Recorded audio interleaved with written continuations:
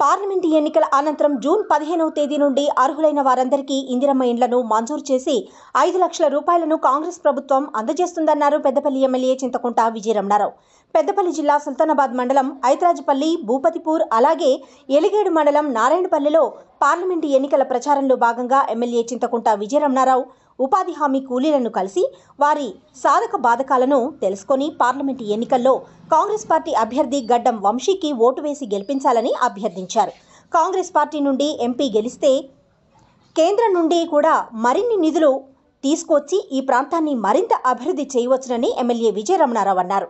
అంతకుముందు ఎమ్మెల్యే ఐత్రాజ్పల్లిలోని శ్రీ సీతారామచంద్ర స్వామి ఆలయంలో ప్రత్యేక పూజలు నిర్వహించారు.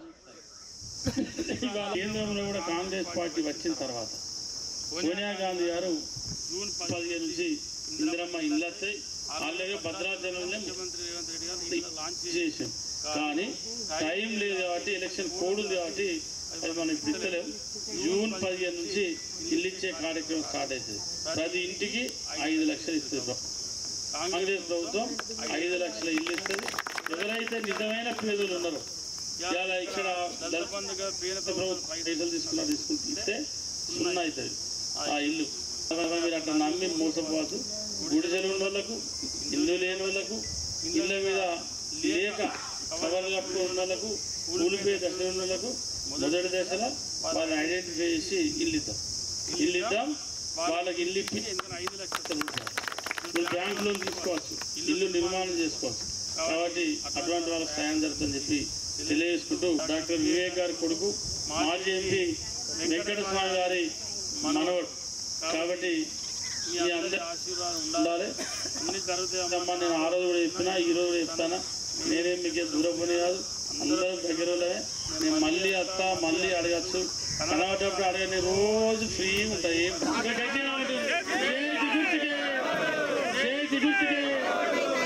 పెద్దపల్లి జిల్లా సుల్తానాబాద్ మండలం కనుకుల గ్రామంలో గ్రామ ప్రజలంతా సుభిక్షంగా సుఖ సంతోషాలతో పాడి పంటలతో విరాజిల్లాలని కోరుతూ గ్రామ దేవతలు భూలక్ష్మి, బొడ్రాయి, మహాలక్ష్మి విగ్రహాలను వేద పండితులు ప్రతిష్ఠించారు. విగ్రహాలను ప్రతిష్ఠించే ముందు దిష్టిగుమ్మం పోసి వేద పండితులు అత్యంత నిష్ఠతో విగ్రహ ప్రతిష్ఠ చేశారు. అనంతరం గ్రామ దేవతల విగ్రహాల ముందు తలపై పెట్టిన కొబ్బరికాయలను పగలగొట్టి పూజారులు వినూత్న రీతిలో పూజలు గావించారు. అనంతరం గ్రామ బలి చేపట్టిన తర్వాత పూర్ణాహుతి నిర్వహించారు. ఈ పూజలో వందలాదిగా పాల్గొన్నారు గ్రామస్తులు.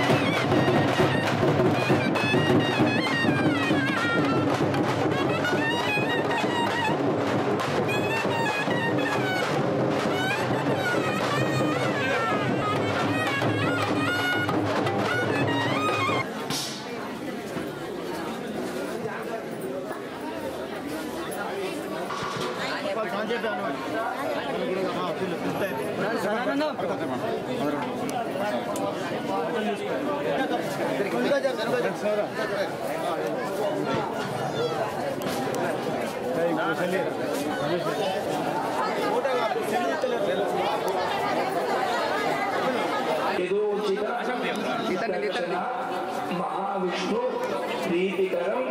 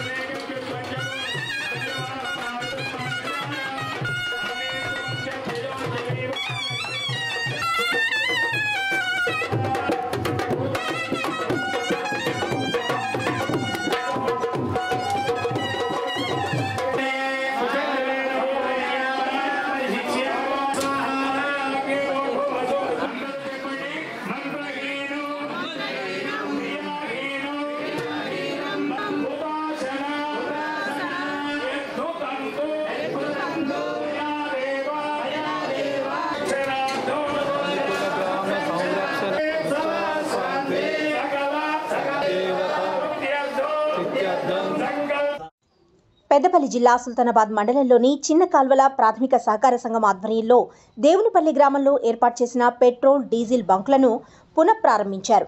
జిల్లా సహకార శాఖ అధికారి శ్రీమాల సత్యనారాయణరావు. అనంతరం జిల్లా సహకార శాఖ అధికారి శ్రీమాల మాట్లాడుతూ ప్రాథమిక వ్యవసాయ సహకారం సంఘం ఆధ్వర్యంలో పెద్దపల్లి జిల్లాలో 20 సంఘాలు ఉన్నాయని అన్నారు. జిల్లాలో చిన్న కల్వల సహకార సంఘం ఆధ్వర్యంలో దేవునిపల్లిలో ఏర్పాటు చేసిన పెట్రోల్ బంకు లాభాల బాటలో నడుస్తుందన్నారు. తెలంగాణ టెస్కాప్ చైర్మన్ కొండూరు రవీంద్రరావు ఆధ్వర్యంలో సహకార సంఘాలు అభివృద్ధి పదంలో నడుస్తున్నాయని అన్నారు. చాలా రకాల సేవలు అందించేందుకు సంఘాలు పనిచేస్తున్నాయని అన్నారు.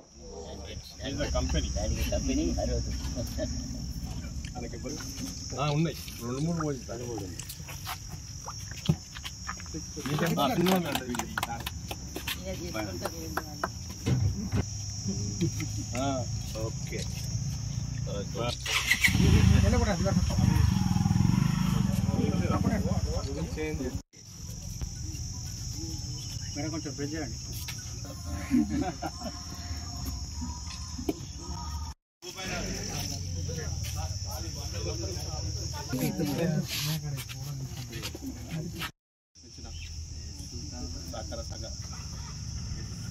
వచ్చినటువంటి గవర్నమెంట్ పెద్దలు ఐఓసీ సేల్స్ మేనేజర్ ఆకాష్ గారికి మిగతా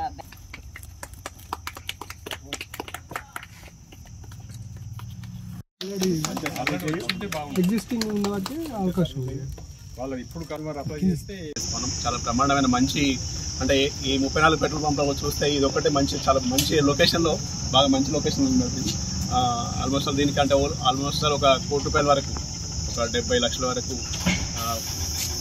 లోన్ అనేది రుణం మంజూరు చేయడం జరిగింది. అదేవిధంగా అంటే మిగతా ఇంకా అంటే ₹1 కోటి ఒక ల్యాండ్స్ కాకనే 76 లక్షల వరకు వ్యయమవుతున్నారు రీటైల్ అవుట్లెట్స్. అంటే ఇదివరకు ఏంటంటే ఓన్లీ మన సంఘ సభ్యులకు మాత్రమే ఇది పెట్రోల్ కానీ డీజిల్ కానీ పోయడానికి అవకాశం ఉంది. ఇవాళ రీటైల్ అవుట్లెట్స్ అంటే మిగతా పెట్రోల్ పంప్స్ ఏ విధంగా పనిచేస్తూ ఉన్నాయి అదేవిధంగా ఇది మన కూడా అందరికీ సప్లై చేయడానికి తద్వారా సంఘం కూడా కొంచెం లాభం ఆర్జించుకోవడానికి అవకాశం ఏర్పడతా ఉంది. కన్జ్యూమర్ పెట్రోల్ బంక్ నడుస్తూ ఉంది ఇంతకుముందే.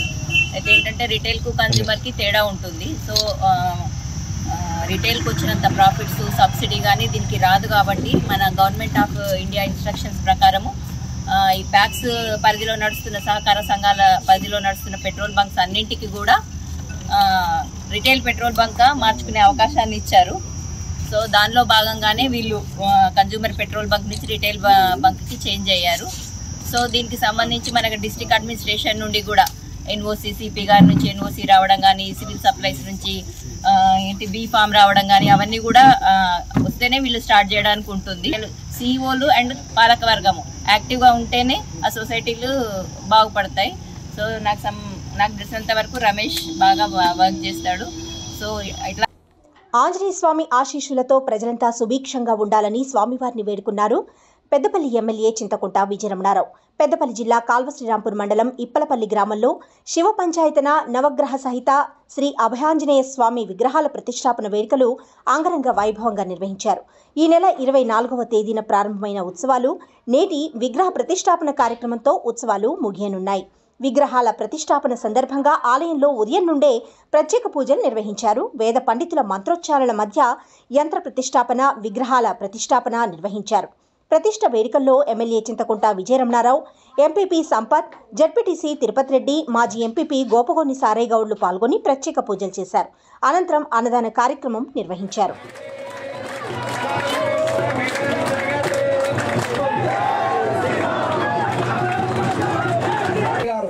దేవునికి ఏం వాస్తు ఇలా అంటే చంద్రుడిది కూడా దోషాలు చేసి ఉంటాం కాబట్టి భాష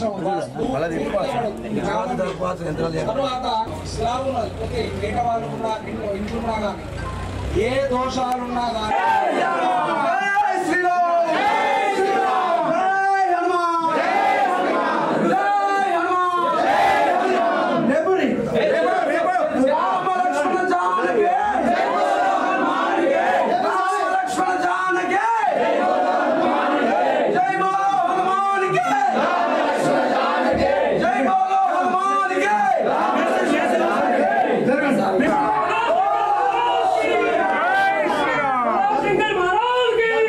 की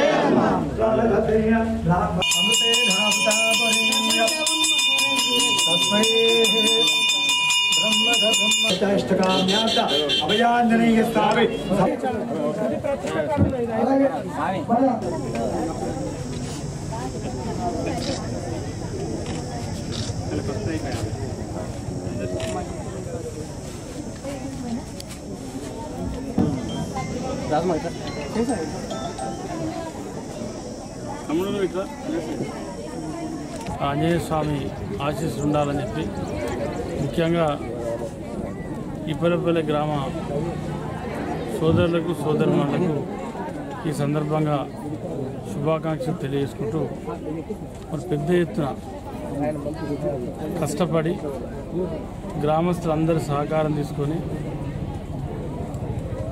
మిగతా పరిసర ప్రాంత గ్రామాల అన్ని పక్షాల అన్ని వర్గాల సహకారం తీసుకొని ఇలా ఆంజనేయ స్వామి గుడి నిర్మాణం పూర్తి చేసుకొని ప్రతిష్ట కార్యక్రమాన్ని పూర్తి చేసుకున్నటువంటి మీ అందరికీ కూడా మనందరికీ కూడా ఆ ఆంజనేయ స్వామి ఆశీస్సులు ఆంజనేయ స్వామి దీవెనలు ఉండాలని చెప్పి మనస్ఫూర్తిగా కోరుకుంటూ మరి ఆ స్వామి దయ వలన ఆంజనేయ స్వామి దయ వలన అందరూ ఆరోగ్యవంతంగా ఐశ్వర్యవంతంగా రైతులు మంచి పంటలు పండించుకొని ఉండాలని చెప్పి ఆ భగవంతుని కోరుకుంటూ ఆంజనేయ స్వామి ఆశీస్సులు ఉండాలని చెప్పి ఉంటే జై కాంగ్రెస్ జై కాంగ్రెస్ విజయనగరి నాయకత్వం విజయనగరి నాయకత్వం జై కాంగ్రెస్ జై కాంగ్రెస్ విజయనగర్ నాయకత్వం రేవంత్ రెడ్డి గారి నాయకత్వం రేవంత్ రెడ్డి గారి నాయకత్వం విజయనగర్ నాయకత్వం జై కాంగ్రెస్ జై కాంగ్రెస్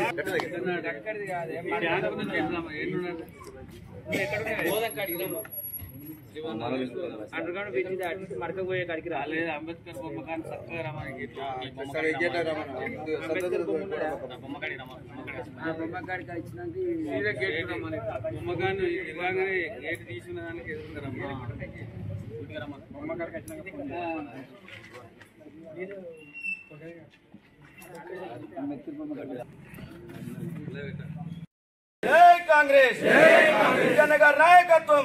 మొదల మండల కేంద్రంలో టీఆర్ఎస్ ఎంపీ అభ్యర్థి ప్రచారంలో భాగంగా ఎవరైతే అవాకులు చవాకులు మాట్లాడినరో వాళ్ళందరికీ ప్రజలు ఆల్రెడీ నవంబర్ 30 తారీఖున వాళ్ళు తీర్పు చెప్పిండ్రు.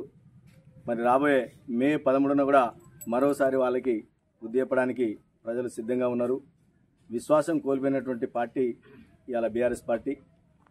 గత 10 సంవత్సరాలు కూడా ప్రభుత్వంలో ఉండి మరి మంత్రిగా ఉండి గత 10 సంవత్సరాలు కూడా ఎమ్మెల్యేగా ఉండి ఈ గ్రామాన్ని దత్తత తీసుకొని ఈ గ్రామానికి ఏమంత అభివృద్ధి చేసిరో మరి వాళ్ళే గుండెల మీద చేసుకొని మాట్లాడాలి తప్ప ఏదో ఇష్టం ఉన్నట్టు మాట్లాడడం సరైనది కాదు. ఇంతకుముందు పెద్దపల్లి పార్లమెంటు నుంచి కేంద్ర మంత్రిగా కార్మిక శాఖ మంత్రిగా జౌళి శాఖ మంత్రిగా వెంకటస్వామి గారు, మరి వారి తనయుడు వివేక్ వెంకటస్వామి గారు, మరి ఈరోజు వారి మనవడు గడ్డం వంశీకృష్ణ గారు మరి ఎంపీ అభ్యర్థిగా పోటీ చేస్తున్నారు. మరి వాళ్ళు చేసినటువంటి కార్యక్రమాలు అభివృద్ధి కార్యక్రమాలు గుడికి వెళ్ళినా చూపెట్టగలం మేము, బడికి వెళ్ళినా చూపెట్టగలం మేము, ఏ గ్రామంలోకి వెళ్ళినా కూడా వారు చేసినటువంటి అభివృద్ధి పనుల్ని మేము చూపెట్టగలం. మరి మీరు ఈ 10 సంవత్సరాల్లో ఏ గ్రామంలో కానీ ఏ బడిలో కానీ ఏ గుడిలో కానీ ఎక్కడ మీ సేవలు అందించినో మీరు చూపెట్టడానికి సిద్ధంగా ఉంటే మేము రావడానికి సిద్ధంగా ఉన్నామని తెలియజేస్తూ, అదేవిధంగా స్థానిక ఎమ్మెల్యే గారి మీద కూడా మరి ఆ రోజు కళ్ళాల దగ్గర కావాలంటా అన్నారు, మరి ఈరోజు ఎక్కడ ఉంటారు, వడ్లు కట్ అయిపోతున్నాయి, ఇసుక లారీలు నడుస్తూ ఉన్నాయి, ఇసుక మాఫియా నడుస్తూ ఉందని చెప్తున్న వారికి నేను ఒకటే చెప్తా ఉన్నాను. ఇసుక మాఫియాలో ఆ టెండర్లు కానీ ఆ కాంట్రాక్ట్ కానీ ఆ రోజు నుంచి మొదలుకుంటే ఈ రోజు వరకు కూడా వాళ్ళే ఉన్నారు. ఇప్పటి వరకు కూడా వాళ్ళ మీద నిర్బంధంగా కేసులు అవుతా ఉన్నాయి. గడిచిన 10 రోజుల కిందనే మరి మేము స్టే తీసుకొచ్చి ఇసుకను కూడా ఎక్కడికక్కడ ఆపడం జరిగింది. మేము గెలిచినటువంటి నవంబర్ 30 తారీఖు ఎలక్షన్ జరిగితే డిసెంబర్ 3న ఎన్నికల లెక్కింపు జరిగింది. ఆ రోజు నుంచి ఈ రోజు వరకు కూడా ఎమ్మెల్యే గారు ఎక్కడ కూడా తన బంధువు కానీ మా ముఖ్యమైన నాయకులు కానీ కార్యకర్తలు కానీ ఇసుక విషయంలో కానీ ఇటు వడ్ల విషయంలో కానీ ఎవరు తప్పు చేసినా క్షమిస్తలేరు. 41 కిలో కంటే ఎక్కువ జోకుతున్నారా? 40 కిలోలు సంచి బరువు అయితే ఆ సంచికి 650 గ్రాములు సంచి తూకం ఉంటుంది కనుక ఎవరైతే వడ్లు పట్టరో వాళ్ళు 250 గ్రాములు పెట్టించి 41 పెట్టుతున్నారు తప్ప అంతకంటే 42 వచ్చింది 45 జోకుతున్నారని చెప్పడం మూర్ఖత్వం, వారి అవివేకం, ఇది అబద్ధం. ధాన్యం కొనుగోలు కేంద్రాల్లో రైతులకు ఎలాంటి ఇబ్బందులు లేకుండా తగు చర్యలు తీసుకోవాలని సంబంధిత అధికారులకు సూచించారు పెద్దపల్లి జిల్లా అడిషనల్ కలెక్టర్ శ్యామ్ ప్రసాద్ లాల్. పెద్దపల్లి జిల్లా కాల్వశ్రీరాంపూర్ మండలం శ్రీరాంపూర్, మెట్లపల్లి గ్రామాల్లోని వరి కొనుగోలు కేంద్రాలను పెద్దపల్లి జిల్లా అడిషనల్ కలెక్టర్ శ్యామ్ ప్రసాద్ లాల్ పరిశీలించారు.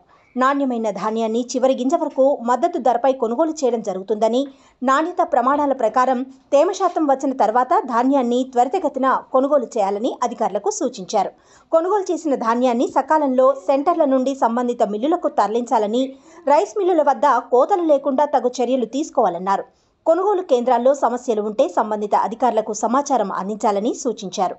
ధాన్యం కాంటాలు అయిన వెంటనే రైతులకు ట్రక్ సీట్లు అందించి ట్యాబ్లో నమోదు చేయాలని సెంటర్ నిర్వాహకులకు సూచించారు. ధాన్యం కాంటాలు అయిన వెంటనే రైతులకు ట్రక్ షీట్లు అందించి ట్యాబ్లో నమోదు చేయాలని సెంటర్ నిర్వాహకులకు సూచించారు.